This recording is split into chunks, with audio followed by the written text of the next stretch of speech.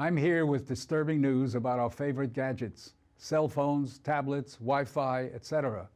Putting it bluntly, they are damaging the living cells in our bodies and killing many of us prematurely. I'm Dr. Martin Blank from the Department of Physiology and Cellular Biophysics at Columbia University. It is distressing for me and more than 160 colleagues who today are petitioning the United Nations requesting that they address this problem. We are scientists and engineers, and I am here to tell you we have created something that is harming us, and it is getting out of control. Before Edison's light bulb, there was very little electromagnetic radiation in our environment. The levels today are very many times higher than natural background levels and are growing rapidly because of all the new devices that emit this radiation. An example that a lot of us have in our pockets right now is the cell phone. One study shows that as cell phone usage has spread widely, the incidence of fatal brain cancer in younger people has more than tripled. We are putting cellular antennas on residential buildings and on top of hospitals where people are trying to get well.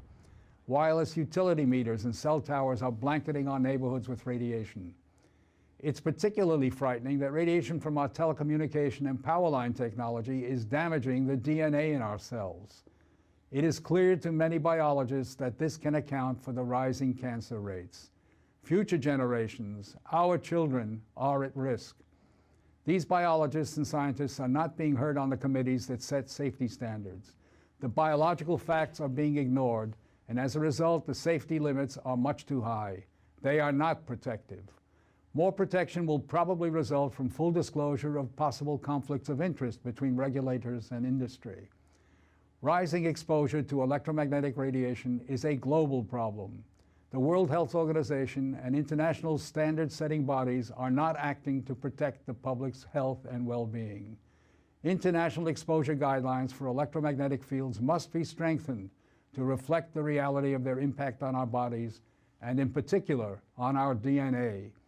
Although we are still in the midst of a great technological transformation, the time to deal with the harmful biological and health effects is long overdue. We are really all part of a large biological experiment without our informed consent. To protect our children, ourselves, and our ecosystem, we must reduce exposure by establishing more protective guidelines. And so today, scientists from around the world are submitting an appeal to the United Nations, its member states, and the World Health Organization to provide leadership in dealing with this emerging public health crisis.